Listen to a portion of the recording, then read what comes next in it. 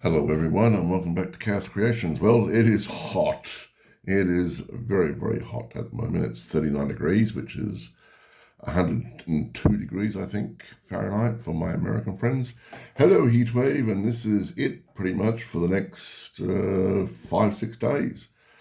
And the evenings aren't much better. So I was going to do some painting videos. Well, actually, no, I did do several painting videos, but I had to learn about this crazy thing called being in focus and lighting. I'm learning all this new stuff as I go, so bear with me.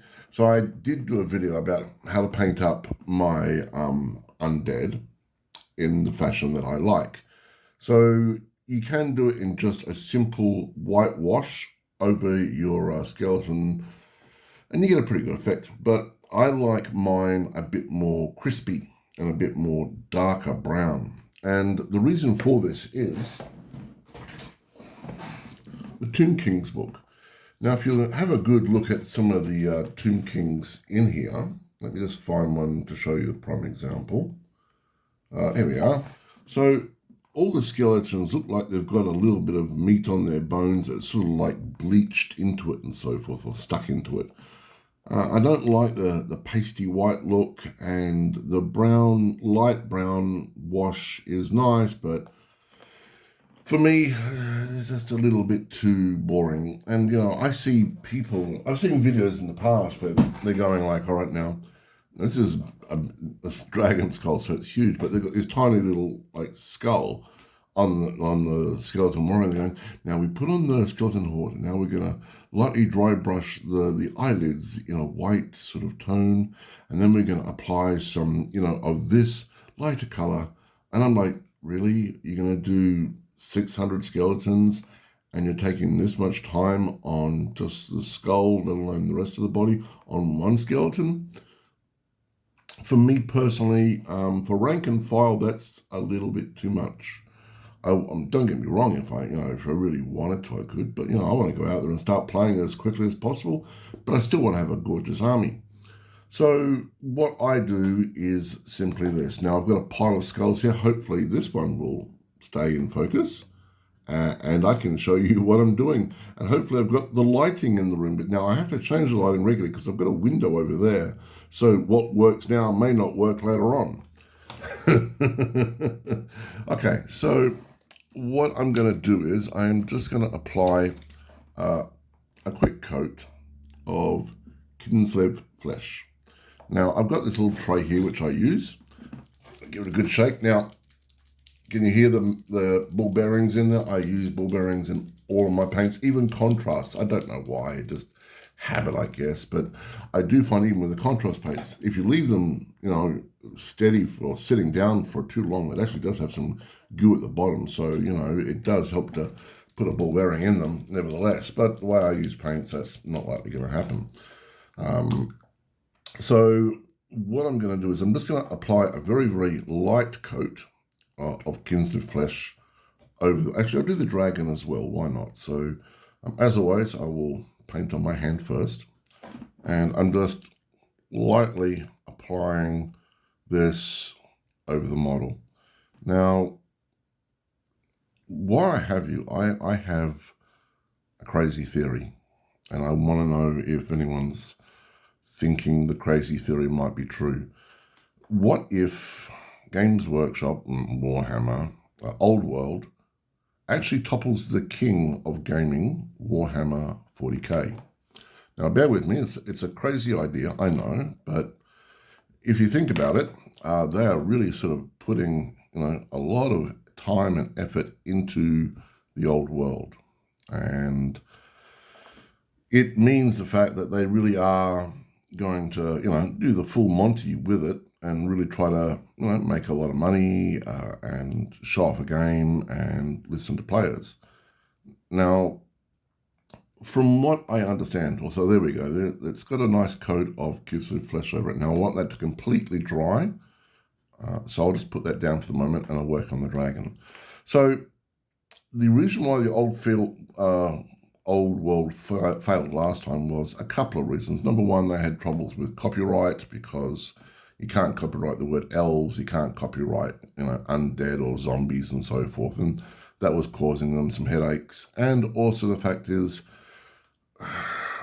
Games Workshop's universal problem, communication or lack thereof, was the other one. You know, players had no way of, you know, really saying, look, you know, this army book is just, you know, so out of whack. There's problems. There was never any errata really. I think there was like a couple, but not a lot. There was an occasional errata book or a page that would come out, but realistically speaking, I don't think it was well looked after. And I think that was one of the big problems. You had some armies that were just so over the top powerful. I mean, they were just ridiculous. And then you had some armies that were, well, they needed more work. And, you know, I think people got sick and tired and the frustration. Now, the other thing to think about is the fact that we've had Total War 1, 2, and 3 come out in the space of Games Workshop's Warhammer Fantasy coming out. So you're going to collect a lot of players from that. A lot of players are going to come across and go, well, all right, this is the tabletop version. Let's give it a go. The only downside I can see about this is, once again, as always, money. If they make everything too expensive and too over the top, that no one can really afford it, then they're going to put a lot of people out the market. Now, that said, in the last 20 years, the last 10 years, hell, even the last 5 years, we have seen the dawn of the 3D printer. Now, I'm not saying to everyone, forget Warhammer products and just go 3D print anything, but realistically speaking, if you need to play a game, then I think it's perfectly fine. I think GW, you know, prices things too high sometimes that they have to if they want to play the game. And it's a terrible thing, don't get me wrong. I don't think people in general think, well, all right, you know, I'll just go off and rip off everything because just to stuff up GW. It's more of a case of, you want me to pay $300 for that? I mean, one single miniature in some games of 40k is like, you know, $60. I couldn't afford that, no way. So they 3D print it, whether it be resin or PLA and so forth, and away you go. So I think what you'll find is the fact that a lot of people will now go, well, all right, I want to play 40k. I can't afford everything, but I can afford some. What I can't afford, I'll 3D print, and away we go. I also think the fact that the player base now will be, in general, a mixture of older and young people. I think there'll be a lot of older players like me that'll be, you know, in there, whoa, you know, having a lot of fun. And you'll also get a lot of younger people that are coming in that'll just, you know, want to see what it's all about. And the wonderful thing is, of course, tournaments and more tournaments. Because if the game's going to come out, they'll have tournaments, word gets around about tournaments, and people go to them, see them, enjoy them, win money, win prizes, whatever, and have fun. I mean, don't get me wrong, if I could have everything based and I was good at the game, I'd go in tournaments, absolutely. 55 years old, I want to go off to play tournaments, you know, other door, bye. You know, this sounds good to me. But I don't think I'm going to be tournament level anytime soon. My tactics are pretty shameful. And I'm an old-fashioned sort of player. I won't sit there with like apps and work out my army. I'll sit there with a pen and paper and a calculator and just go through it all and this, that, and the other. Oh, I can't afford this. I've got to take that out, blah, blah, blah, blah, blah. But I'm sure in this day and age, I'm sure there'll be a chat GPT program for it. Make me the most unkillable army possible with this, you know, da-da-da-da, and it will happen. I see it more and more. And, you know, I'm not bagging ChatGPT. You've seen the photos on the beginning of my videos. That's done with ChatGPT, and it looks very nice.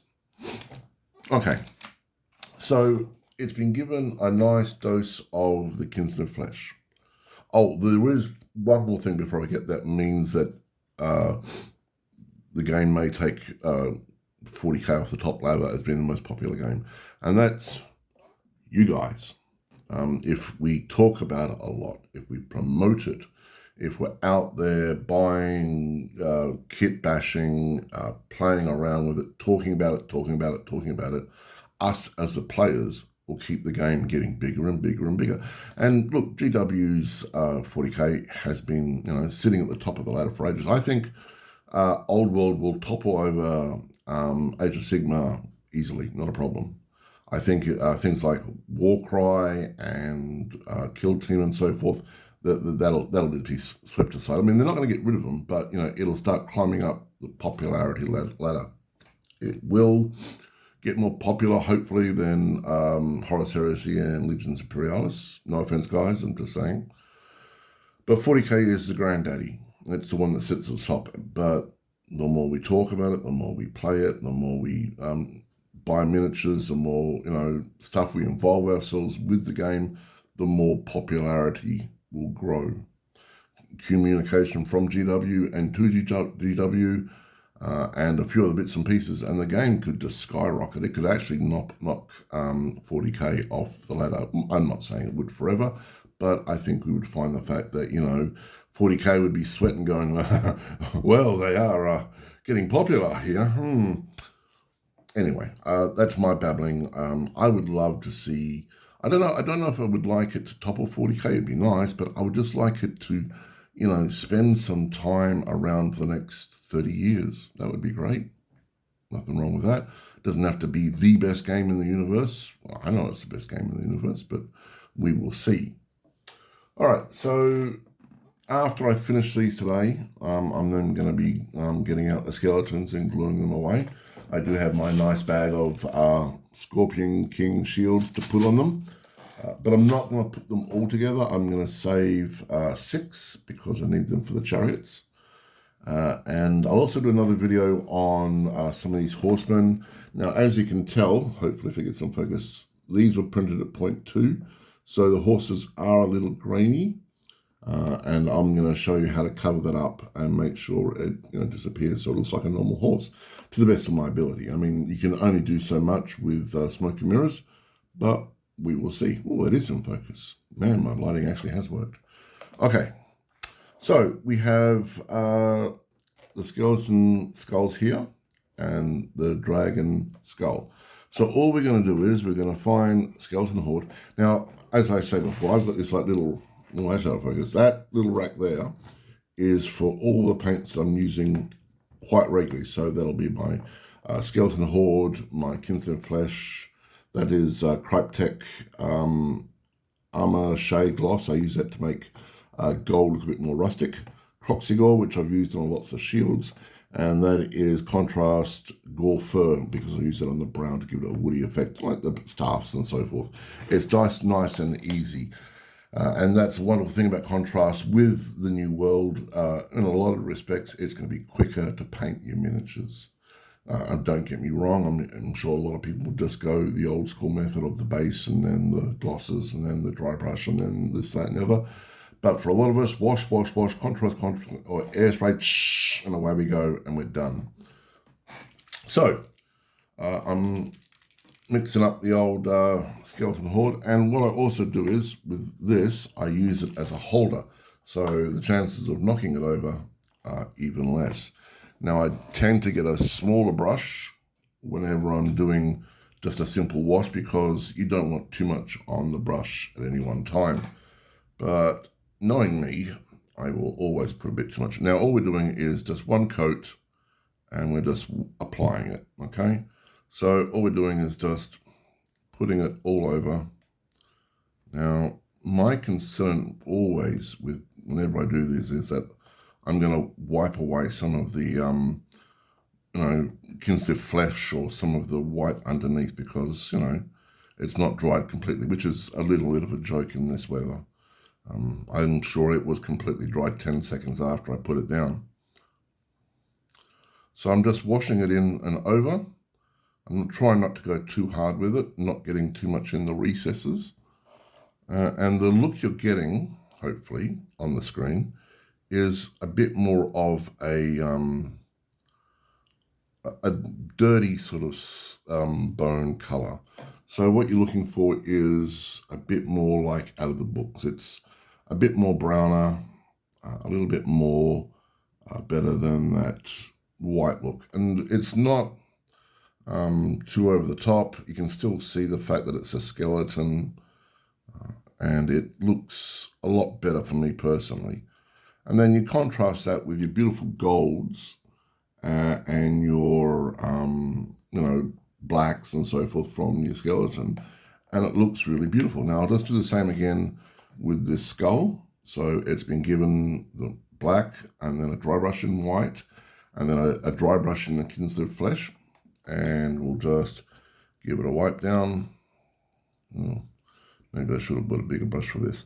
The only problem I'm finding is with this skeleton flesh, how beautiful it works, but it also means the fact that I'm using a lot of the paint. And now don't get me wrong, I've done like 60 skeletons, I think, and the pot isn't even down to halfway, but it is noticeable. Every time I use it, I do notice the fact that the pot's gone down a little bit and a little bit. But hey, it's paint, you're going to use it. It's, part and parcel.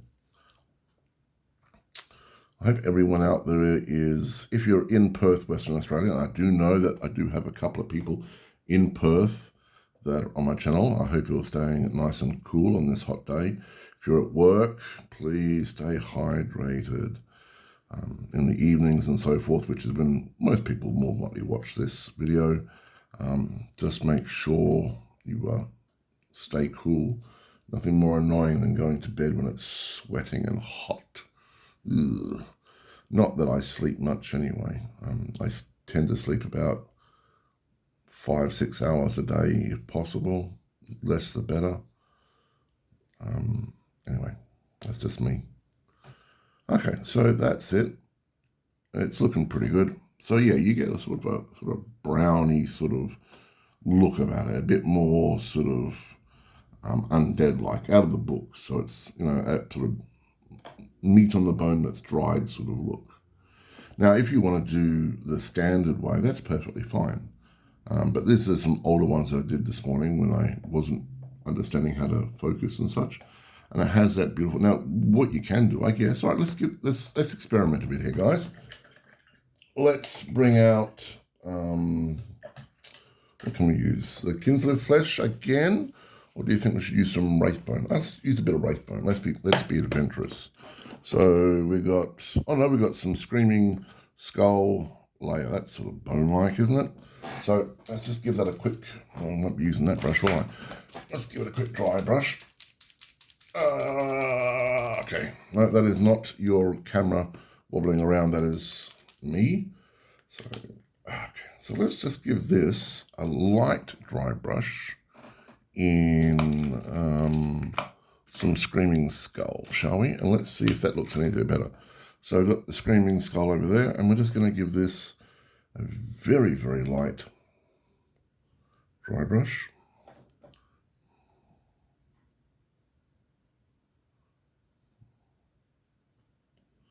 Yeah, it's okay, I guess. It's highlighted a few things there and everywhere. Yeah, it's not really working for me. I don't know about you, but, it's just,